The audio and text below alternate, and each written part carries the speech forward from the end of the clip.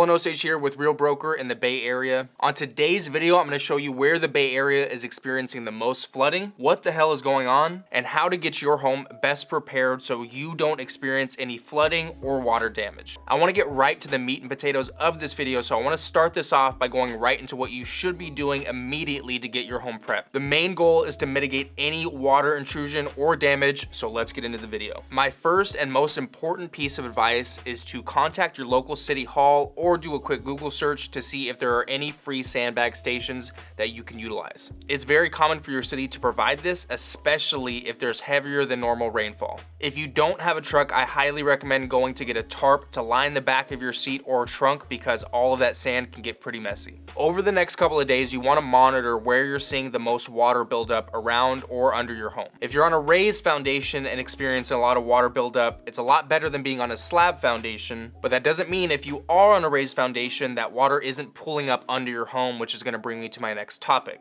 Now, even though you're probably not going to have enough time to do this before the heavy rain comes, you want to make sure that all of your downspouts either have French drains attached, a rainwater catchment system, or that the water is just being properly routed away from the foundation. This is without a doubt the number one reason why flooding happens or foundation issues down the road. Because all of that water is just dumping onto your roof, which goes to the drains, which drain right out next to the foundation. And most people who are on a raised foundation aren't even aware of pulling water under their house because it's not very common to just go hang out in your crawl space. If you're not aware and there is pooling or standing water under your house, that can be detrimental to your foundation, especially if it goes years without being noticed. So if you're watching this video right now and you're realizing that you have no idea what your crawl space looks like, that means that it's time for you, dad, brother, husband, anybody to go do a welfare check on your crawl space. Before you do that, make sure to go to Home Depot, go get a Tyvek suit or something that's not gonna ruin your clothes because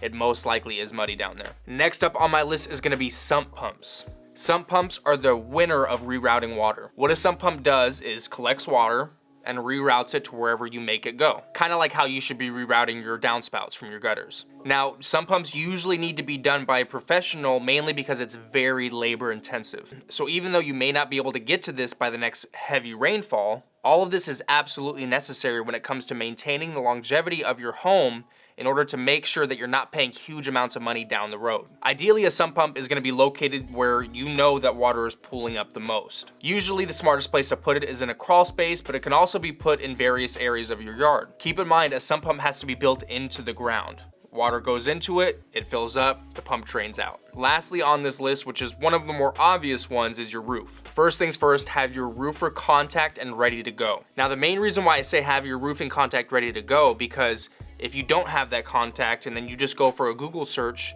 just like everybody else may be doing, then they're gonna be pretty backed up with appointments and you may be out of luck. Now, if you already had a leaky roof or the roof may have already been at the end of its life, there's not gonna be much that you can do immediately. The most you could do to act fast right now is get some tarps ready to put over some of the spots that may be leaky. But even more important than that, you wanna make sure your gutters are free of any debris at all. What you don't want is your downspouts to be clogged or cluttered, so mass amounts of weight aren't bearing down on your gutters themselves. Now, before I get into all the cities and counties that are experiencing the most rainfall here in the Bay Area, I want to let you know why I'm doing this video. And the reason why is water is the #1 home destroyer. And if you don't get these items taken care of as soon as possible, it could easily lead to 10 times the expense amount down the road. So if you may not have the funds to pay a professional right now, you might want to watch some YouTube videos and get to work. About 6 years ago, I installed my own sump pump and French drains all under and around my home. And it's heavy rains like this that make me super thankful that I did. All right, on to the Bay Area and just what the hell is going on. We're seeing residents inner tube in Oakland, paddle boarders on the streets of San Francisco, and cars being submerged in water throughout the East Bay. And other than the desert, the Bay Area is